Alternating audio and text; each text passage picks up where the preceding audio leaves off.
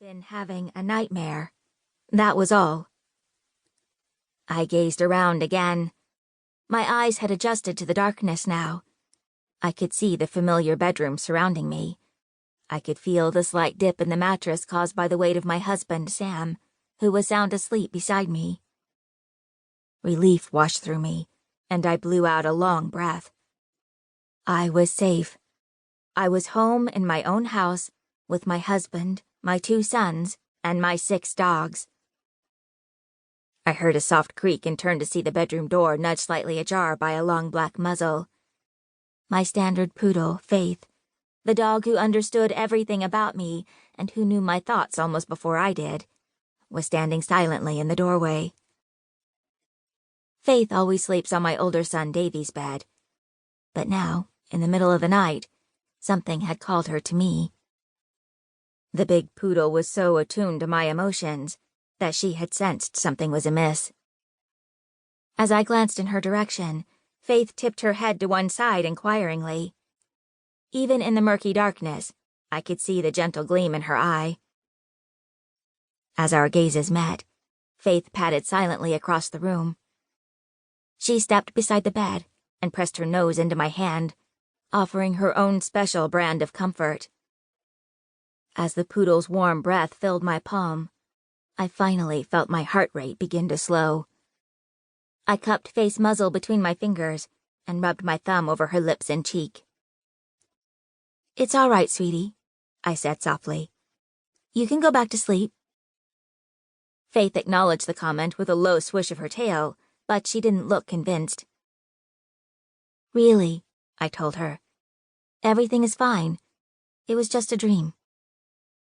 Faith lifted one front paw delicately and placed it on the bed in silent inquiry. I glanced over my shoulder at Sam. Covers pulled up to his chin, head burrowed deep in his pillow.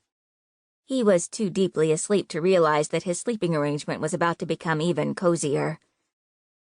I scooched over toward Sam and patted the space beside me. "Come on up," I whispered. "There's plenty of room." Faith leapt up lightly.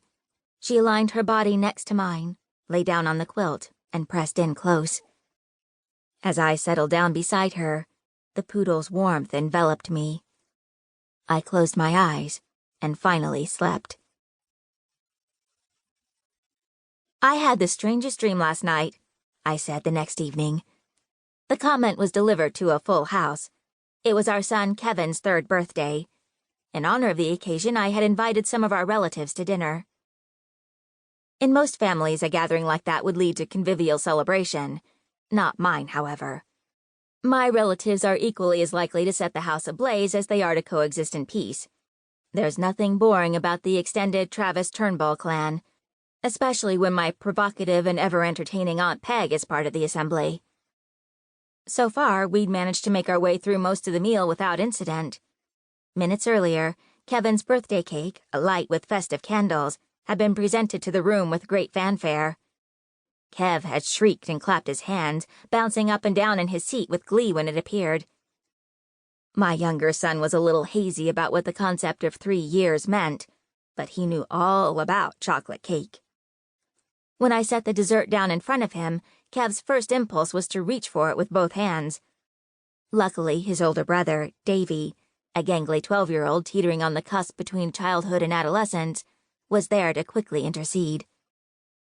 Cupping Kevin's small hands in his own much larger ones, Davy also helped his little brother blow out the candles. The layer cake was cut and served, and everyone dug in happily.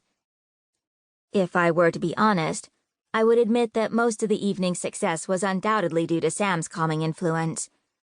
When it comes to my relatives, my husband is smart enough and affable enough not to sweat the small stuff.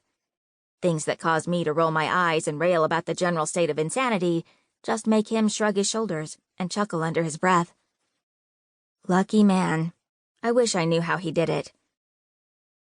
Sam was seated at the head of the table. On his right was my Aunt Peg. Now in the middle of her 7th decade, Margaret Turnbull is living proof that age is merely a state of mind.